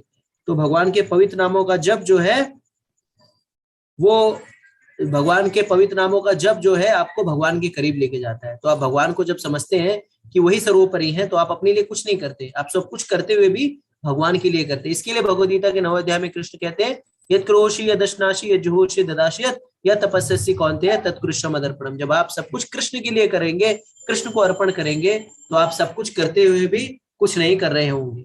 इसके आगे के श्लोक में भगवान कह रहे हैं, ये जो आखिरी श्लोक है इसका समरी यानी फलश्रुति, जैसे कुछ भी होता है तो फलश्रुति होती है, इसका लाभ क्या है? तो श्लोक संख्या 35 में भगवान कह रहे हैं, क्षेत्र क्षेत्रज्ञो यज्ञोरेवं अंतरम ज्ञान चक्षुषा भूत प्रकृति मोक्षम चाये विद्योरंती ते परम। तो जो लोग ज्ञान के चक्षुओं से शरीर तथा शरीर के ज्ञाता के अंतर को देखते हैं और भव बंधन से मुक्ति की विधि को भी जानते हैं, वो परम लक्ष्य को प्राप्त होते हैं। तो समझने का क्या है तात्पर्य यहाँ पे, कि जो लोग ज्ञान के चक्षु से, भौतिक चक्षु से नहीं, हम लोग ज्ञान के चक्षु से ये समझ जाए, ये आत्मसात कर ले कि ये शरीर जो है इस आत्मा से पृथक है और इस शरीर में आत्मा और परमात्मा दोनों निवास करते हैं और हम शरीर नहीं है, हम आत्मा है। तो जो व्यक्ति इतना ही समझ जाए वही जीवन के परम लक्ष्य यानी भगवत धाम को प्राप्त करने में वो सफल हो सकता है। तो ये समझने के लिए आपको किसकी जरूरत पड़ेगी? ये समझने के लिए आपको आचार्य उपासना, गुरु की आवश्यकता पड़ेगी। जो आप प्रामाणिक गुरु के पास जाएंगे वही जो है आपको इस सब के ज्ञान के विषय में बताएगा। तो हमें इन सब के बारे में नहीं पता था, हम भी जो है आहार निद्रा भय मैथुन में लगे हुए थे, लेकिन जब हमने जो है सबके आदि गुरु परम पुरुषोत्तम भगवान श्री कृष्ण की शरण लिए तो ये सारा ज्ञान जो है हमें समझ में आया और सारा कुछ दूध का दूध और पानी का पानी हो गया। ये पता चला हमें कि किस तरह से मनुष्य जीवन का उपयोग क्या है। मनुष्य जीवन का उद्देश्य है परम लक्ष्य की प्राप्ति करना, कुत्ते बिल्ली की तरह आहार निद्रा भय मैथुन में करना, लगे रहना, ये नहीं है। हमें पशु तुल्य जीवन से ऊपर उठना, ये कब पता चला? जब हम प्रामाणिक गुरु की शरण में गए। किसके? परम पुरुषोत्तम भगवान श्री कृष्ण के। उसके बाद प्रभुपाद जी की टीकाओं की ऐसी अनुकंपा से हमें और आपको जो भगवद गीता का ज्ञान जो है, आत्म साक्षात्कार जो है के पथ पर हम उनके, जैसे कहते हैं तमसोमा ज्योतिर्गमय, तो अज्ञान से उजाले की ओर प्रभुपाद जी जो है हमें लेकर के आए हैं। तो आप व्यवहारिक ज्ञान क्या है? तो भक्ति इंद्र तृप्ति के भाव से ऊपर उठ चुका होता है भक्त, और उसकी समस्त आवश्यकताएं आध्यात्मिक गतिविधियों द्वारा ही पूर्ण हो जाती है। तो भक्त को अलग से कोई कुछ करने की आवश्यकता नहीं है, उसे सिर्फ भगवान के पवित्र नामों का जप करने की आवश्यकता है। हरे कृष्णा कृष्णा कृष्णा हरे हरे, हरे राम राम राम हरे हरे। तो आधिकारिक रूप से ये हमारा सत्र यहीं पे समाप्त हो रहा है। अब जो है हम कुछ एक प्रश्नों को लेंगे। आप लोग से अनुरोध है जाने से पहले जो वीडियो को लाइक कर दें, इसको ज्यादा से ज्यादा शेयर करें। और आज का जो है, आज अब आगे के जो एक दो चैप्टर है वो थोड़े से हैवी है, थोड़ा सा ज्ञान पूरित है, तो आपको डरने की आवश्यकता नहीं है। हम जो है भगवद गीता के ऊपर ही और भी जो है गहराइयों में जो है सत्रों का आयोजन करेंगे, आप लोग को अगर इच्छा होगी तो, जिसमें हम भगवद गीता को और भक्ति को और गहराई में समझेंगे, तब चीजें जो है और भी जो है आसानी से समझ में आएगी। अभी तो ये सब झलकियां हैं, एक दिन में आपको समझाया जा रहा है, लेकिन डरिए नहीं, इसके आगे पिक्चर अभी बाकी है मेरे दोस्त। ठीक है, तो हम कुछ एक प्रश्नों को लेंगे। शर्बुज प्रभु, आप कुछ प्रश्नों को लेना चाहते हैं? हाँ, यहाँ पे एक प्रश्न आया है विकास कुमार का। Where goes our soul after death and from where it come in new born body. Vikas ji पूछते हैं कि सोल मृत्यु के बाद कहाँ जाती है और नए शरीर में वो कैसे आती है। बता रहे हैं कि इच्छा द्वेष समुत्थय न द्वंद्व मोह न भारत। हे अर्जुन, बता रहे हैं कि जो शरीर छोड़ती है जीवात्मा, तो उसके इच्छाओं के अनुसार ही वो क्या होता है, अपने नेक्स्ट शरीर प्राप्त होता है। जब तक ये इच्छाएं है हमारे बंधन का कारण, आज जब ये इच्छाएं भगवान के साथ हमारी इच्छाएं मैच करने लगी, जैसे कोई व्यक्ति है ऐसा कार्य करे, वो गवर्नमेंट के अनुसार कार्य करने लगे, तो क्या कभी जेल जाएगा? नहीं जाएगा। लेकिन जैसे ही गवर्नमेंट के खिलाफ कार्य करती है, सरकार के खिलाफ क्या कार्य करती है, क्या होता है, गवर्नमेंट का पुलिस वाले पकड़ करके उसको जेल में डाल देते हैं। तो उसी तरह बता रहे हैं। और जब तक हम भगवान के उसी तरह जब तक हम भगवान की बात नहीं मानेंगे, तब तक क्या होगी, संसार में हम इस संसार में फंसे रहेंगे। उसे जैसे जैसे व्यक्ति कोई जब तक गवर्नमेंट की बात नहीं मानता, सुधरता नहीं, तब तक वो जेल में रहता है। तो उसी तरह से बता रहे हैं जीवात्मा जब तक इस संसार में रहेगी, अगर भगवान की बात मानेंगे तो भगवान के पास जाएंगे। और बता रहे हैं कि डेथ के बाद जीवात्मा कहा जाती है, अनेक शरीर में जाती है, इच्छाओं के अनुसार नेक्स्ट शरीर मिलता है और नए नए शरीर उसको मिलता रहता है। विकास जी, आपको उत्तर मिल गया तो चैट बॉक्स में हरे कृष्णा बोलिए। यस प्रभु जी। हरे कृष्णा। तो दीपेंद्र भट्ट जी का प्रश्न है, अगर हमारे सामने पाप हो तो क्या करना चाहिए? प्रतिकार करना चाहिए। तो तीन स्थितियां होती हैं कि अगर पाप हो रहा है, आप उसका प्रतिकार करने में सक्षम है, तो उसका प्रतिकार करिए। अगर आपको लग रहा है कि आप उसको प्रतिकार करने में सक्षम नहीं है, तो आप वहां से उसके लिए जीव के लिए प्रार्थना करिए और निकल जाइए। ठीक है, तो तो ये दो स्थिति है। अगर आप कुछ नहीं कर सकते, तो आप जो है, अगर कोई दूसरा हेल्प कर सकता है तो उसे आप बुला करके हेल्प कर सकते हैं। अगर इन तीनों में सक्षम नहीं है, तो आप चुपचाप रहिए, किसी के फटे में टांग मत अड़ाइए। तो अगर आप सक्षम है कुछ करने के, तो कुछ करिए, अगर नहीं है तो आप उसमें मत पड़िए, सिंपल। क्योंकि अपने कर्म फल बढ़ाने की कोई आवश्यकता नहीं, जो जैसा करेगा उसके आगे आएगा। हरे कृष्ण। तो यहाँ पे एक प्रश्न आया है। हाँ, यहाँ पे एक प्रश्न आया है कि यहाँ पर कहाँ गया प्रश्न। हाँ, कैंप के लिए एक प्रश्न आया है, कहाँ गया। हाँ, संदीप यादव जी पूछे हैं कार्तिक यात्रा कैंप में आने के लिए। हाँ संदीप जी, आप आ सकते हैं। आप उस यात्रा में स्वागत है। कार्तिक यात्रा हम लोग कर रहे हैं 6, 7, 8 नवंबर को कर रहे हैं। उसके बाद एक प्रश्न आया है विजय त्रिपाठी जी का, विष्णु पुराण और भगवद गीता में क्या अंतर? विष्णु पुराण में भगवान विष्णु की महिमा का वर्णन किया गया है, और सतोगुरु पुराण है। और भगवत गीता क्या है, एक उपनिषद है। और भगवत गीता भगवान की ग्रंथ की बाड़ी है। और यह अमृत है, जैसे गंगा जी अमृत है, वैसे ही भगवान के चरण कमलों से निकली गंगा जी, वो भगवान के भगवत गीता क्या है, भगवान के मुख से निकला। तो दोनों अमृत है, ये दोनों अमृत का पान करना चाहिए, कोई अंतर नहीं है। विजय त्रिपाठी जी, अगर आपको उत्तर मिल गया तो हरे कृष्ण। यस देव। तो सुरेश शर्मा जी का प्रश्न है भगवद गीता कहाँ से मंगाए? तो सुरेश शर्मा जी ISKCON.com पे जाइए और वहां से आप भगवद गीता ऑर्डर कर सकते हैं। भगवद गीता जो है आपको आपके घर पे जो है पहुंचा दी जाएगी डाक के द्वारा। तो उसका कुछ शुल्क है भगवद गीता यथारूप का, उस शुल्क को आप भर दीजिए और वो ट्रांजेक्शन डिटेल हो जाएगी। आप डिटेल भर देंगे तो भगवद गीता जो है आपके घर पे पहुंच जाएगी। इसके बाद प्रेमकांत उपाध्याय जी का प्रश्न है कि धर्म की हानि हो रही है, इसे कैसे रोकें। तो धर्म की हानि हो रही है, इसको रोकने के लिए पहले तो जैसे हम सारे लोग, मैं बहुत सारे लोगों को जानता हूँ जो हम लोग कहते हैं गर्व से कहो हम हिंदू हैं, गर्व से कहो हम हिंदू हैं। ठीक है, अच्छी बात है, हम हिंदू हैं, लेकिन हमें ये तो समझना है कि हिंदू धर्म ग्रंथों में लिखा क्या हुआ है, या वैदिक सनातन धर्म ग्रंथों में लिखा क्या हुआ है। तो खाली गला फाड़ने से जो कोई काम नहीं है, पहले खुद तो समझो। तो अगर आपको धर्म को बचाना है, धर्म की हानि है, तो पहले समझो धर्म क्या है। धर्म क्या है? धर्मम तो साक्षात भगवत प्रणीतम। तो भगवान जो कहते हैं वो धर्म है। तो उसको बचाने के लिए, उसको समझने के लिए पहले आपको ये तो समझना पड़ेगा कि है क्या चीज। बिना समझे आप कैसे बचाएंगे? तो आप बहुत सही मार्ग पे हैं, आप भगवत गीता को समझ रहे हैं, तो आप समझ जाएंगे कि धर्म क्या है। और जब भगवत गीता समझ जाएंगे तो आपको ये भी समझ में आ जाएगा उसको बचाना कैसे। ठीक है, तो उसके बचाने के लिए जो सबसे इंपॉर्टेंट विषय वस्तु है वो दूसरों को बताना, दूसरों को जागरूक करना। तो जब आप दूसरों को जागरूक करेंगे, दूसरा जानेगा, तब जाकर के कोई भी जो है आपको बरगला नहीं सकता, कोई भी आपको फुसला नहीं सकता, कोई भी आपको कुछ कह नहीं सकता। ठीक है, तो पहले खुद जानो, जैसे कहा जाता है परोपकार। परोपकार का अर्थ होता है पहले खुद खुद सबल हो जाओ, फिर दूसरों को उपकार करो। तो पहले आप जान जाओ, उसके बाद इसी विषय वस्तु को दूसरों को बताओ। हमें भी हेल्प करो। हम ये सब जो प्रयोजन है, 18 दिन का प्रयोजन है, किसके लिए? हमें क्या मिलने वाला है? ये षडभुज प्रभु को कोई लॉटरी लगने वाली है, या मुझे कोई आप बैंक बैलेंस या चेक देने वाले हैं? हमें कुछ नहीं मिलने वाला है।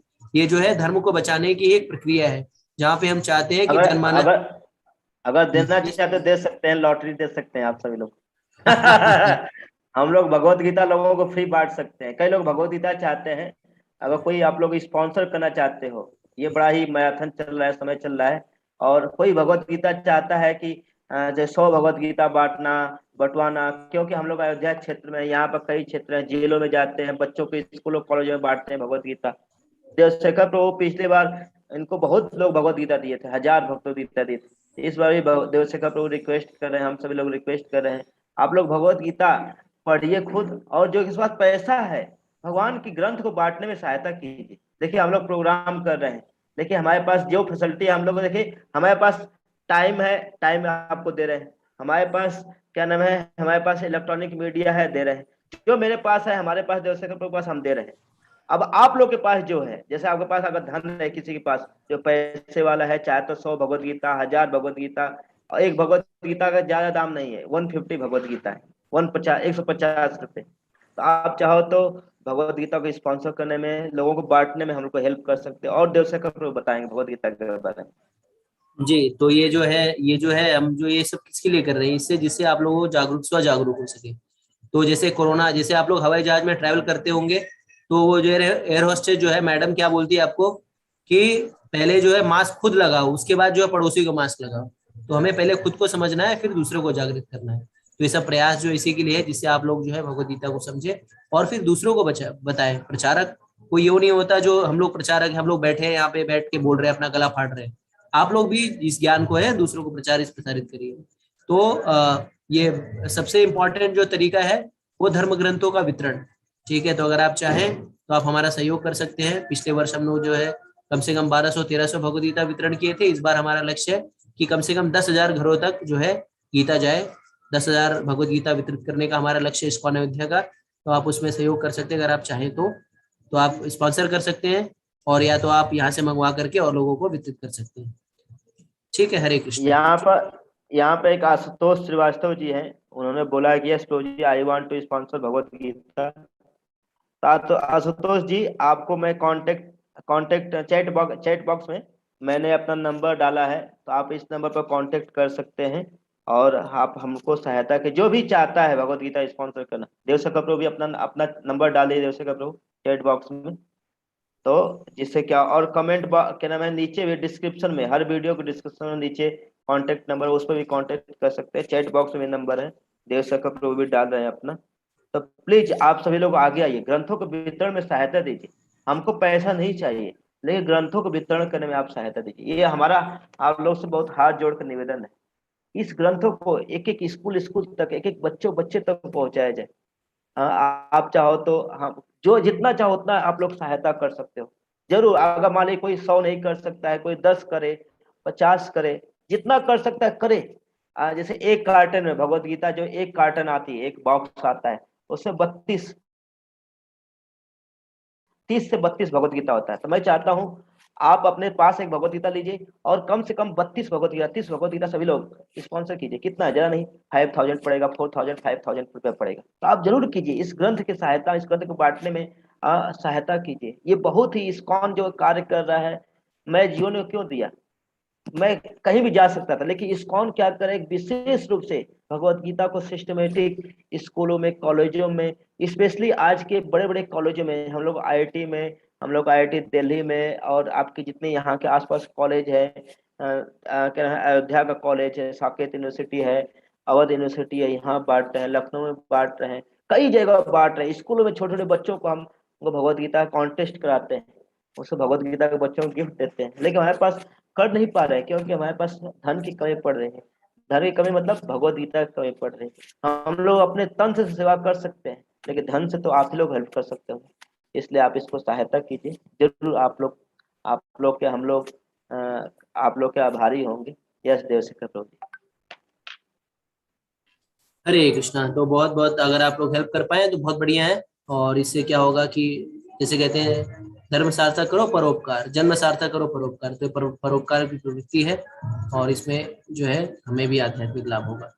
ठीक है, तो मैंने अपना नंबर दे दिया है चैट बॉक्स में, तो आप लोग वो कर सकते हैं। 9:11 हो गए प्रभु, कोई प्रश्न लेना चाहेंगे या यहीं पे एक यहाँ सेशन? प्रश्न आया है, अगर शरीर मरने के बाद आत्मा पाप पुण्य भोगने के बाद दूसरा शरीर मिलता है तो पृथ्वीलोक में कब जाता है? बताइए देवशेखर प्रभु, इसका उत्तर दीजिए। क्या क्या प्रभु, सुना नहीं मैंने। ये चैट बॉक्स में प्रश्न आया है, अगर शरीर मरने के बाद आत्मा पाप पुण्य भोगने के बाद दूसरा शरीर मिलता है तो पितृलोक में कब जाएगा? जी प्रभु, बहुत अच्छा प्रश्न है अश्विनी मधुकर जी का। मिला? जी जी, मिल गया। अश्विनी मधुकर जी, पितृलोक में तब जाएगा जब यहाँ से जाएगा ना, लतियाते हुए जब यमराज मारते हुए लेके जाएंगे ना, तब उसको पितृलोक नामक वेटिंग एरिया में, क्वारंटाइन इसको समझ सकते हैं। तो जब आत्मा यहाँ से जाती है तो तीन तीन स्थिति होती है जब शरीर त्याग होता है। तो पहली स्थिति ये होती है कि अगर कोई भक्त है, अंत समय भगवान को याद किया तो सीधा भगवत धाम चला जाता है। दूसरी स्थिति होती है कि अगर कोई जैसे भगवदगीता में 6 अध्याय में कृष्ण कहते हैं सुचिनाम श्रीमताम गे योग भ्रष्टो भी जाए थे। तो अगर किसी ने भक्ति की है और किसी कारणवश भक्ति के पास से वो डिग गया तो उसको क्या है, अगला जन्म मनुष्य का मिल जाता है।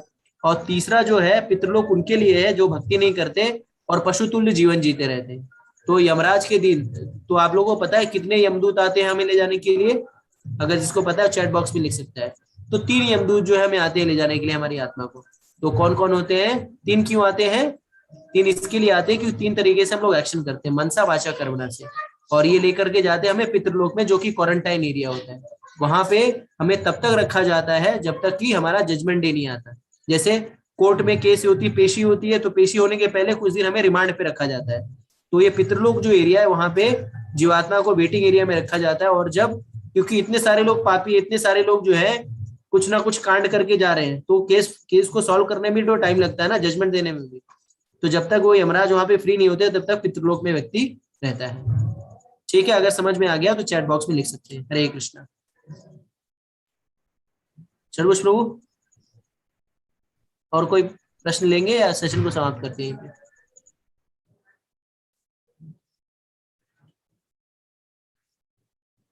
तो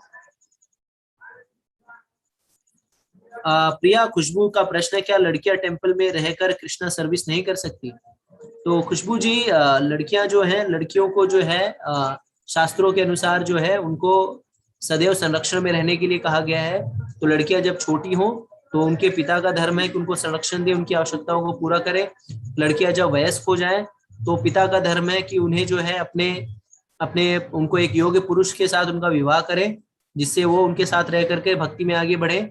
और तीसरा तीसरा होता है जब पति जो है वानप्रस्थ में चला जाता है। अगर पति नहीं है तो पुत्र को चाहिए कि माँ का सेवा करे और उसको भक्ति में लगाए रखे। तो स्त्रियों को जो है घर पे ही रह करके जो भक्ति करने के लिए कहा गया है, उन्हें अलग से जो है कहीं पे रह करके भक्ति करने के लिए संस्तुति नहीं की गई। अगर कोई स्त्री है और उसके पति जो है वो भक्त है, मंदिर में रह रहे हैं, तो वो मंदिर में रह करके सेवा अर्चना, भगवान की पूजा इत्यादि कर सकती है। लेकिन अगर वो अविवाहित है तो वो उसे चाहिए कि विवाह करे और इस तरह से वो भक्ति के कार्य में लगे।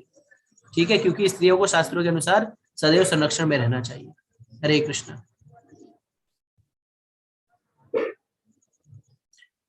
ठीक है प्रभु।